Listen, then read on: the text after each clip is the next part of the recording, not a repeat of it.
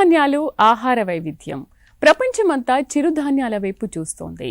కేంద్ర రాష్ట్ర ప్రభుత్వాలు సైతం చిరుధాన్యాల ఉత్పత్తులను ప్రోత్సహిస్తూ మార్కెట్ సదుపాయాలు కల్పించడంతో పాటు అవగాహన సదస్సులు నిర్వహిస్తోంది.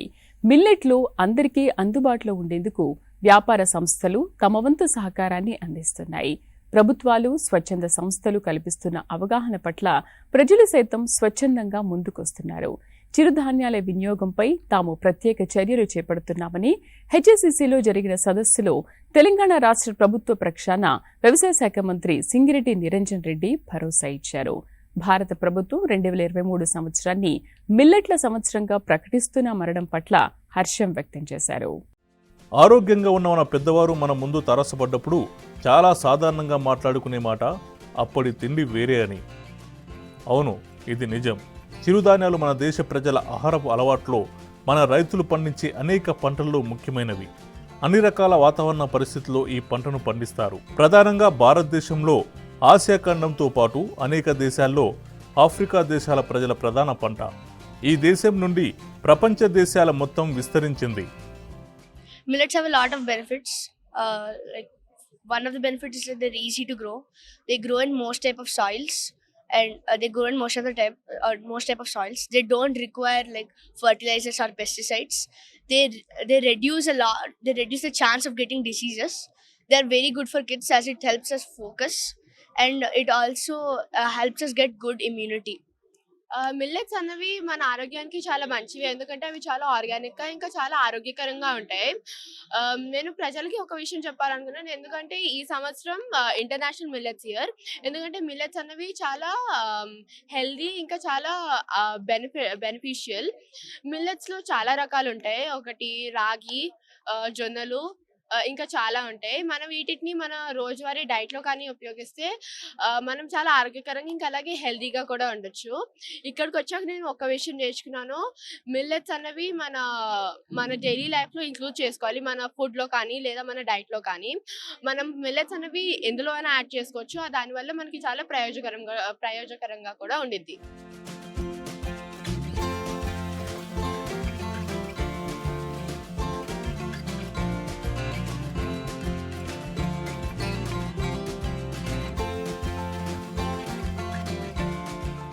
When we're talking about health of a woman, health of a child, health of your complete family is something that we should focus on. And we all want to eat healthy, but it has to be tasty as well. And with this mantra, we bring a lot of products which says healthy is a must, but tasty is a muster, right? So when I talk about women, as a woman, I talk about promoting millets in our daily life because it has amazing effects on our body. We lack calcium. We genuinely need calcium, protein. Kids need protein. At least till 5 years of their age, they need regular protein intake. And in our daily food, we really lack that. But if there's any form of millets, if you're giving that to your child, or if you're a pregnant woman, or if you are somebody who lacks a lot of deficient for vitamins and calcium and other minerals sort of, millets is a boon for you.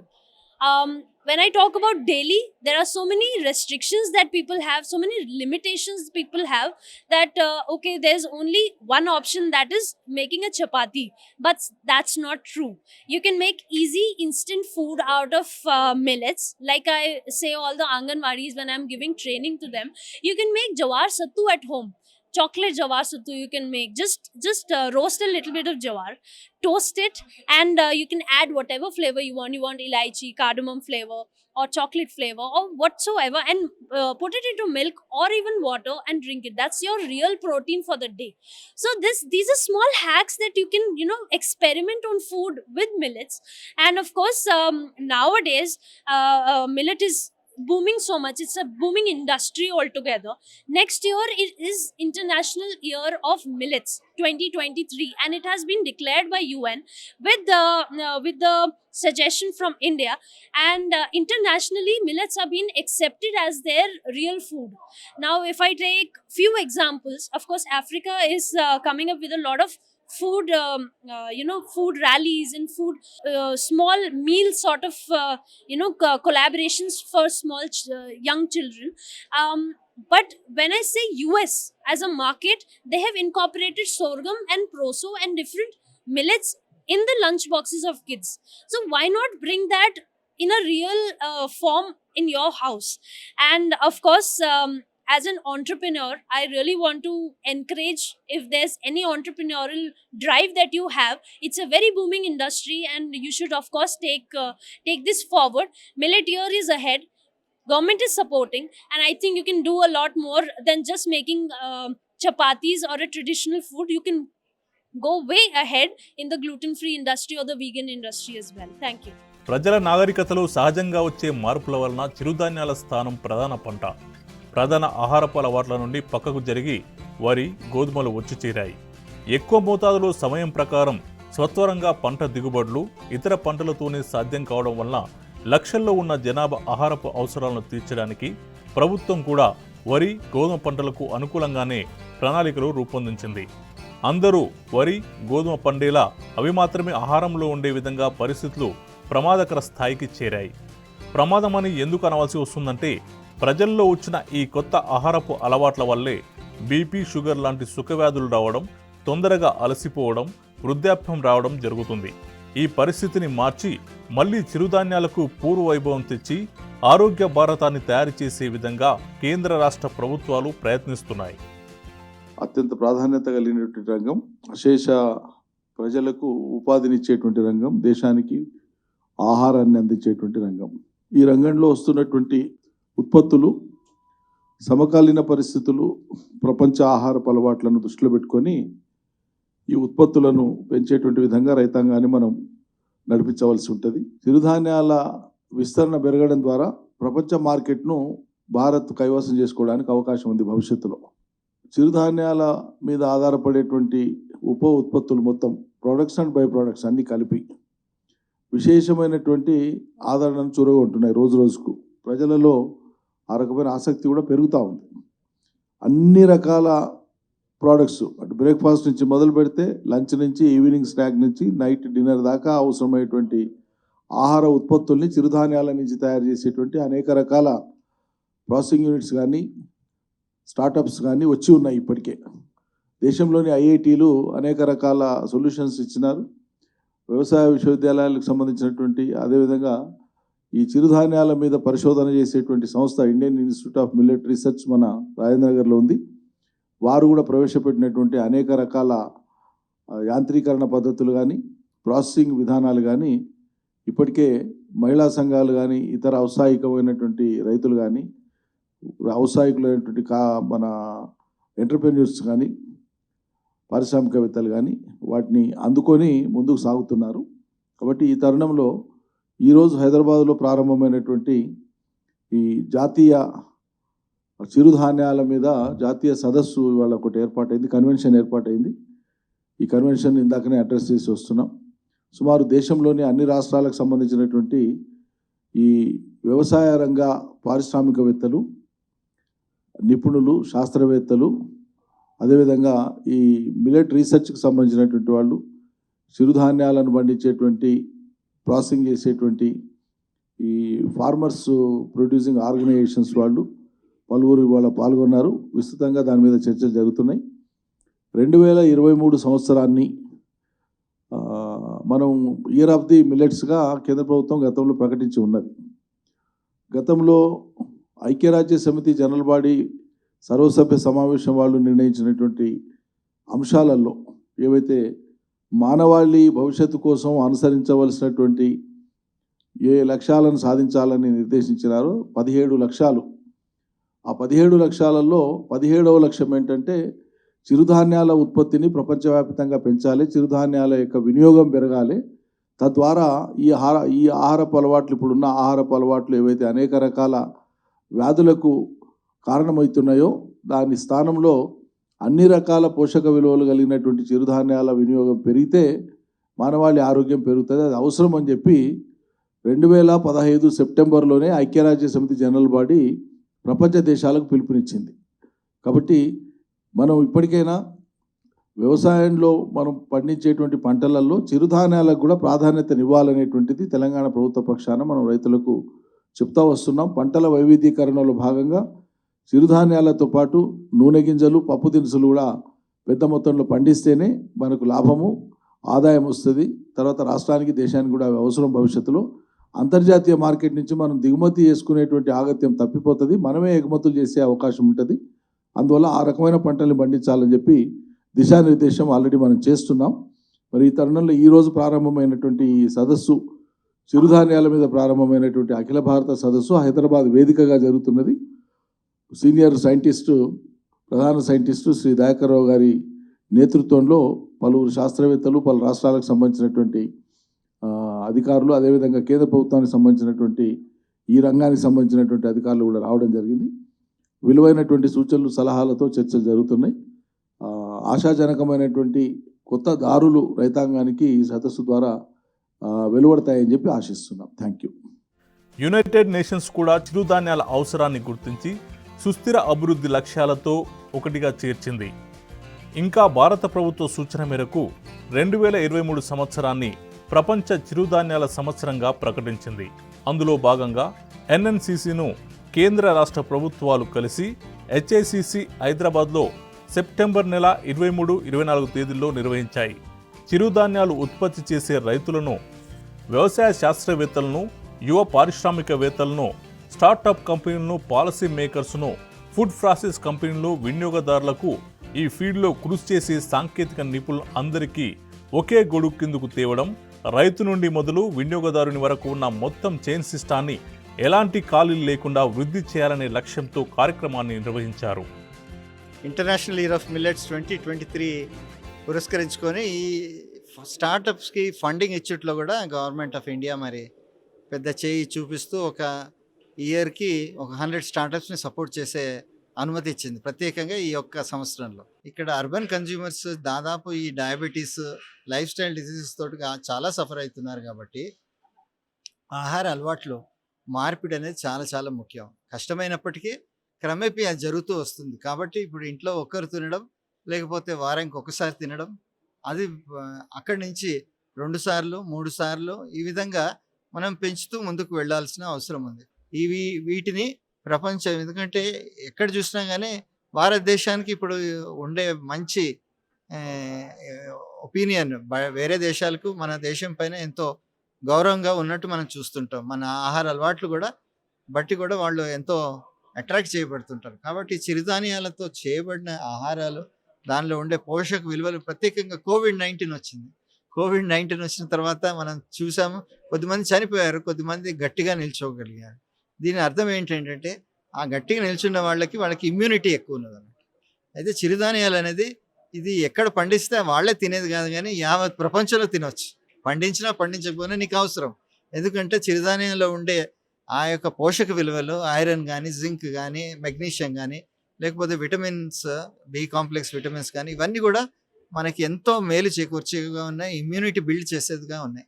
కాబట్టి ఇవన్నీ మనం అలవర్చుకొని, tablets ఎందుకు తినాలండి? మనం tablets తిని మన ఆరోగ్యాన్ని నష్టపరుచుకోవడమే. న్యాచురల్గా అవైలబుల్ చిరుధాన్యాల్లో ఉండే ఈ పోషకాలని మనం లబ్ధి పొందాలని నా యొక్క ఆకాంక్ష. అందు నిమిత్తమే ఇంటర్నేషనల్ ఇయర్ ఆఫ్ మిల్లెట్స్ భారతదేశంలో మనం తినాలి, తర్వాత వేరే దేశాలకి వీటిని తీసుకెళ్లాల్సిన అవసరం ఉంటుంది. తద్వారా అంతేకాదు టెక్నాలజీలో కూడా మనం ముందంజ ఉన్నాం. దీంట్లో ప్రాసెసింగ్ కానీ, లేకపోతే హైబ్రిడ్స్ అయినా, వెరైటీస్ అయినా, ఈల్డింగ్ అయినా, వీటన్నిటిలో కూడా చాలా మనం ముందంజ ఉన్నాం. కాబట్టి ఇవి వేరే దేశాల్లో ఏ విధంగా రెప్లికేట్ చేయాలనేది వాళ్ళు మళ్ళీ they don't need to reinvent the wheel. ఇవి మన సాంకేతిక ఏదైతే సుపీరియారిటీ ఉందో అది వాళ్ళకి తీసుకెళ్లే అవకాశం చాలా పెద్దగా ఉంది.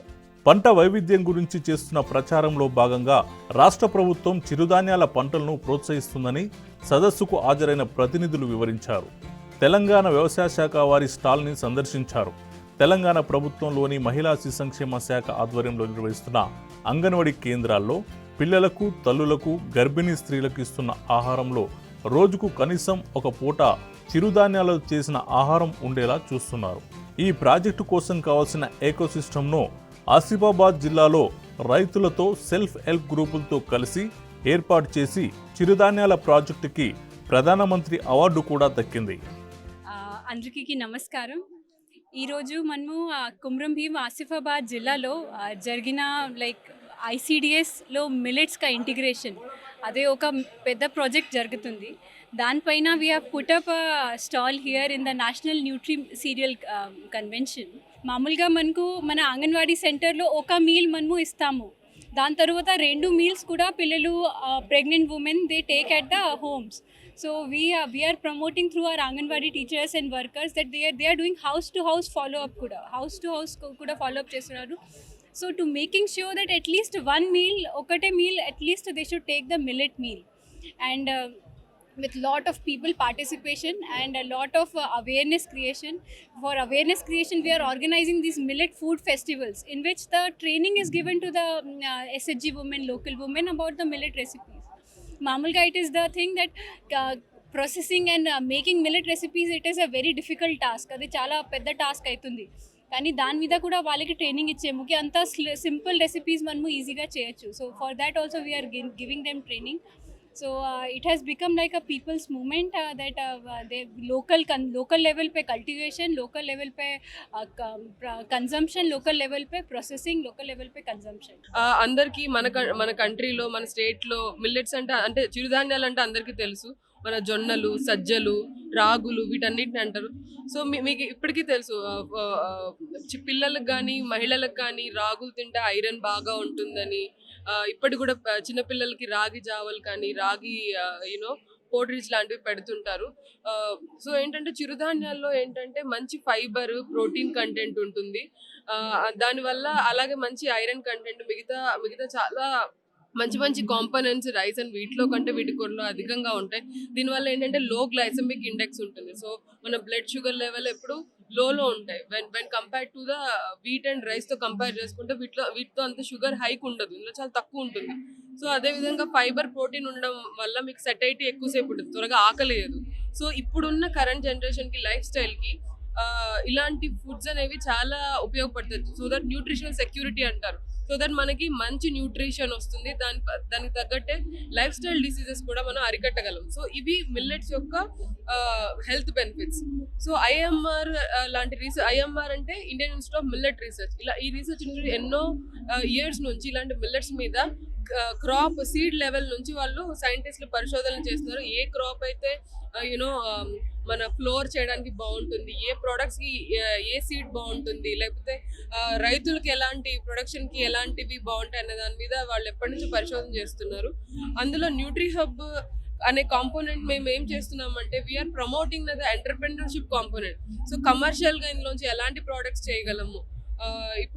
ఇప్పుడు చూస్తున్నట్టయితే పోస్ట్ కోవిడ్ అందరికీ కొంచెం హెల్త్ మీద, వెల్ బీయింగ్ మీద they are concentrating on it. So మనము మిల్లెట్స్ నుంచి ఇప్పుడు ఏంటి కొంచెం రైస్తో సబ్స్టిట్యూట్ చేసి రైస్తో కొంచెం మిల్లెట్స్ కలిపి వండుకోవడం స్టార్ట్ చేశారు. అలాగే మన దోశ, రాగి, మన లోకల్గా మనం తినే వంటకాల్లో కొంచెం పార్ట్ రైస్ తగ్గించి మిల్లెట్స్ని పెడుతున్నారు. సో అలానే we have so many other technologies, instant కిచిడీలు, రవ్వాలు, సెమోలినా ఫ్రమ్ మిల్లెట్స్. అంటే బయట మనం ఏమేమి ప్రోడక్ట్స్ రైస్ అండ్ వీట్ నుంచి చూస్తున్నామో సేమ్ అవే ప్రోడక్ట్స్ మనం మిల్లెట్స్ నుంచి కూడా మనం తయారు చేయగలం. సో దీనివల్ల నాట్ ఓన్లీ ద కొత్త ప్రోడక్ట్, టేస్టీ ప్రోడక్ట్సే కాకుండా మనం హెల్త్ బెనిఫిట్ ఉన్న ప్రోడక్ట్స్ని తీసుకుంటాం. అంటే మనం టేస్టీవి ఓన్లీ జంక్ ఫుడ్ తినవసరం లేదు, టేస్ట్ అండ్ హెల్త్ కూడా ఉంటాయి ఈ కాంపోనెంట్లో అన్నట్టు మేము టెక్నాలజీస్ డెవలప్ చేస్తున్నాం. There are so many technologies we have developed in millets, like extrusion, baking and flaking and gun puffing. There are so many beautiful products are there from the millets. So our technology ni mem commercialize chestunnamo, and ఎవరైతే entrepreneurs interested ఉన్నారో వాళ్ళకి మేము training sessions conduct చేస్తున్నాము. And every month cooking with millets అని ఎలా కన్వీనియన్స్గా మిల్లెట్స్తో cook చేయొచ్చు అలాంటి sessions conduct చేస్తున్నాము. అండ్ అలాగే there are some grants and schemes that are available to the entrepreneurs who want to do something with millets. So అలాంటి RKVY Raftaar అనే ఒక ప్రాజెక్ట్లో government is giving grants to the entrepreneurs, millet ఎంటర్‌ప్రెన్యూర్స్కి ఇస్తున్నారు. Thank you for giving me this opportunity to TSAT television network. భారత ప్రభుత్వం IIMR వారి Nutri hub స్టాల్ను ఏర్పాటు చేశారు. వారు చేసే కార్యక్రమాలు వ్యవసాయ రంగంలోకి అడుగు పెట్టాలి అనుకుంటున్న యువ పారిశ్రామికవేత్తలకు, స్టార్టప్ కంపెనీలకు, ఫుడ్ ప్రాసెసింగ్ రంగంలో పనిచేస్తున్న వారికి చిరుధాన్యాల నుండి చేసే పంటల రెసిపీని తయారు చేయడంతో పాటు అనేక విషయాల్లో సపోర్టుగా ఉంటుందని న్యూట్రీహబ్ అధికారులు వివరించారు. దేశంలో ఇప్పుడిప్పుడే ఈ రంగంలో యువకులు అడుగుపెడుతున్నారు. పిజ్జా, బర్గర్ లాంటి వాటికి దీటుగా పదార్థాలను తయారు చేసి మార్కెట్లో లాభాలు గడిస్తున్నారు. ప్రభుత్వాల ప్రోత్సాహానికి మహిళా పారిశ్రామికవేత్తలు సైతం సంతృప్తి వ్యక్తం చేస్తున్నారు. IIMR అనే సంస్థతో కూడా MOU ఏర్పరచుకుంది. పాఠశాలలకు మధ్యాహ్న భోజనం సరఫరా చేసే హిందూ ధార్మిక సంస్థతో కూడా MOU ఏర్పరచుకుంది. ఇప్పుడు ఇది రీసెర్చ్ దశలో ఉంది. పిల్లలకు ఎలాంటి ఆహారాన్ని అందించాలి, ఎంత మోతాదులో ఇవ్వాలి, వారానికి ఎన్నిసార్లు ఇవ్వాలి, వాటికి అయ్యే ఖర్చు వంటి అనేక విషయాల్లో పరిశోధన జరుగుతుంది. త్వరలోనే అన్ని రాష్ట్రాల్లో స్వచ్ఛంద సంస్థలు సప్లై చేస్తున్న అనేక కేంద్రాల్లో ఈ చిరుధాన్యాల ఆహారం లభ్యం కానుంది. This mission has been taken up in the state of Telangana in the year 2020, I believe. Is it in 2020 July? I think 2020 July. This mission has been adopted and taken up by the Indian Institute of Millet Research based at Hyderabad under the leadership of our principal scientist Ragi. I have also visited, happened to see that also along with some farmers. I visited earlier, and ever since it has been focusing to see that the farmers are tracked and they are pushed to take up this cultivation, millet cultivation. Various challenges that were explained by Dr. 𝗧-𝗦𝗔𝗧𝗦 have to be addressed. The challenges such as the marketability, the remuneration to the farmers, the storage, better practices. If they are incentivized on this, so the diversification of farmer will happen only when there is an incentive that is offered to the farmer. There, without being any incentive, they would not immediately be attracted to the diversified crops. Therefore, in order to become a world leader in the millets, Indian government of India has to think in the lines that some sort of incentives have to be initially promoted. Then the marketability of the marketing chain is privately ensured, there being without any MSP from government of India, then it will sustain. When you have MSP for wheat, paddy and other crops, farmers are prone to take up and adapt only those crops. That is the reason we are facing the difficulty now. The state of Telangana is concerned, it was mainly the millet composition that was the staple food. And in those days, barring very few families in the villages, almost all the families in the villages, they used to have only millet food. Rice was a luxury, in fact, for many people. Only few people used to have the rice. And now that we have reached a stage where government of India and respective states together under public distribution system, we are now providing rice at ₹1 per kg through the public distribution system. And when there is abundance of rice production all over the country, this is the method that we have adapted to dispose it of by public distribution system at a lower price. Now, I would like to impress upon the officers who are here from Government of India that think over if we can also make millets as part of the public distribution system so that initially farmers will have some marketable guarantee. As far as the state of Telangana is concerned, we have already identified 36 mandals in the state, which covers 6 districts of Telangana. Of course, as of now, our area of millets is not that high. Now, we would like to take it up in a mission mode definitely, because we have also realized the importance of the other crops which are in vast and resulting into various other crises. Therefore, some sort of solutions have to be arrived at, and millets would be a better replacement for the other crops. The advantages of millets, as you know, we all know, and you have explained very thoroughly now. This will definitely, millet food will definitely fight against the malnutrition among the pregnant women, working class people, and also the infants and children of this country.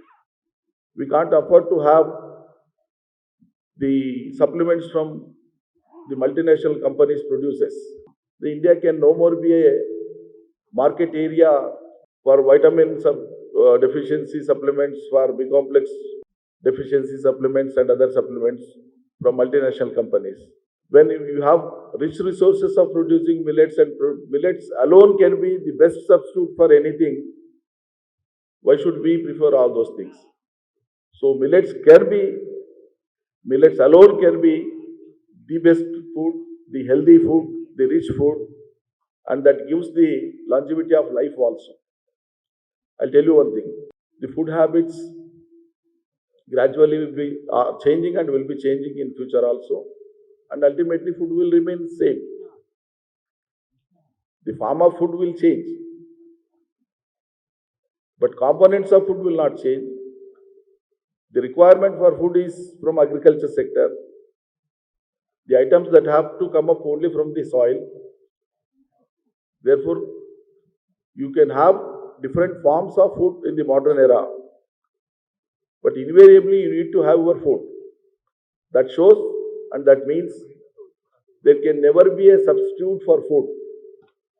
Not only for human beings, as you said, for any creatures on the surface of earth or in the seas, overseas, there is no substitute for food. So we need to love food, we need to grow food, we need to eat rich food, and we have to live a healthy life forever. That shall be our slogan. Let us love our country. Let us love our motherland. Let us love our land of agriculture. Let us love our mother. Let us love our food. My laurels to the ICAR and the Government of Telangana and Government of India. Thank you. Jai Telangana, Jai Bharat. We have been doing research and innovation in terms of cooking food from the last 21 years. The 𝗧-𝗦𝗟𝗧𝗧 initially started with 1,500 students from Bengaluru. Now we reach across various states with the support of central government and state governments. In Andhra Pradesh and Telangana, we reach out to nearly 3 lakh children on a daily basis, to school children of government and government-aided school children. We have been pioneering to get the millet into the school-based meal program. 2 years back, there was a millet pilot program done across 300 plus school, where we had various kinds of menu, including millet-based 𝗧-𝗦𝗟𝗧𝗧𝗦, upma, which was served to the students, and an extensive study was conducted for the 6 months, which gave us keen interest towards millet towards children in terms of taste, nutrition and other things. Millet has been a very key product which 𝗧-𝗦𝗧𝗧𝗧 looks forward to integrate in the school meal program for the larger benefit of nutritious meal to the children and to the society.